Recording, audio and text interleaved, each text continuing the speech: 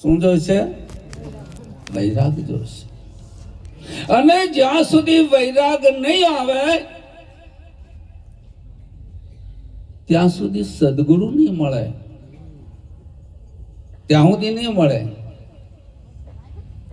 અને સદગુરુ જેને મળે છે એ ક્ષણે જીવનની શરૂઆત થાય છે, બાકી જીવન છે જ નહીં.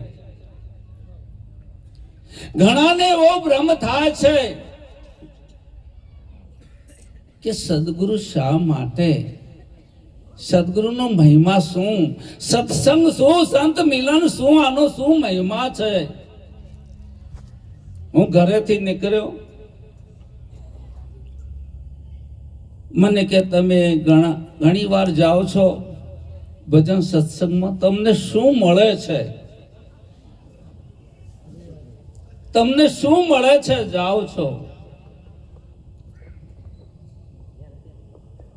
એટલે મેં કહ્યું, ભાઈ તને લાડુ ભાવે છે કે હા? તો કેટલા ખાય? કે 1 2 પછી રિટર્ન થાય. વધુ ખાય શું થાય? પાછા આવે ને, અભાવ થાય. શું થાય? અભાવ થાય. હું સત્સંગમાં એટલા માટે જાઉં છું કે એમાં અભાવનો જન્મ થતો નથી. ઇન્દ્રિયજન્ય તમામ સુખ એમાં અભાવ જન્મે છે, પણ એક જ વસ્તુ છે, સત્સંગ સત્સંગ સત્સંગ. ક્યારે અભાવ નહીં. આજે સાંભળો, કાલ સાંભળો, આખી જિંદગી સાંભળો, સાહેબ અભાવ નહીં થાય. આ સત્સંગનો મહિમા છે.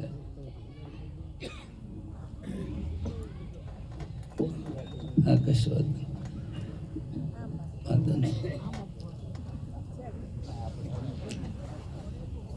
સંતો જ્યારે બોલતા હોય છે કે વૈરાગ્ય ઉપર બોલે છે, જ્ઞાન ઉપર બોલે છે,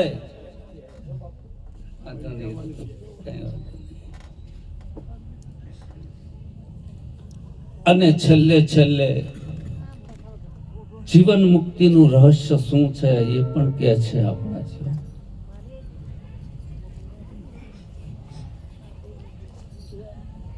સંત દર્શન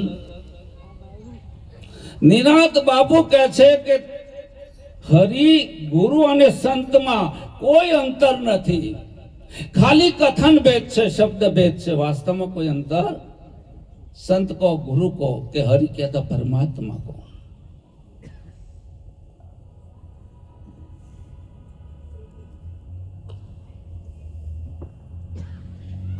આ જગતની અંદર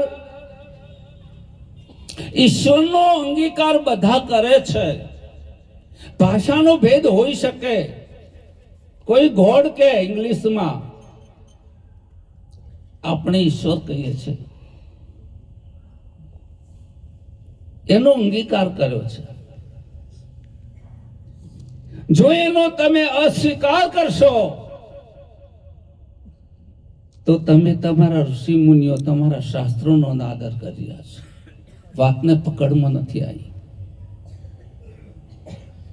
પણ ઈશ્વર શું છે? હું ઘણી વાર મેળાવડામાં જાઉં છું, કોણ શું બોલે છે એને મારે કાંઈ જરૂર નથી, પણ જે બોલે છે મારો ભગવાન છે એમાં મને શંકા નથી.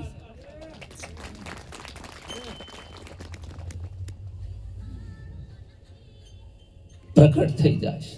ગુરુનું જ્ઞાન જ્યારે હૃદયમાં પ્રગટ થાય છે ત્યારે મીના માતા કહે છે કે जिस देखूं तित और सखीरी सामने मेरो सांवरियो. મને જ્યાં જોઉં તો મારો માલિક દેખાય છે.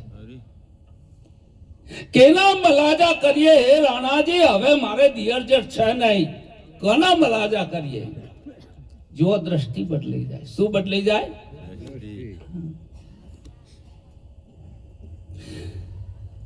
આપણો દેશ છે, કીર્તન મહારાજે સારું કીધું કે હરક સે શોકની હેડકી ના હોય, પાનબાઈ આઠે પર આનંદ.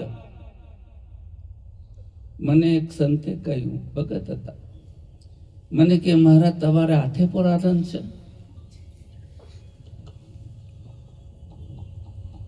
આપણે બધાને એવું છે? ગંગા સાથે કીધું એવું છે? નહીં જો ગણો, નહીં ગણો. પણ અહીંયા શું છે કે લક્ષ લીએ સોઈ સંતા બાકી માયા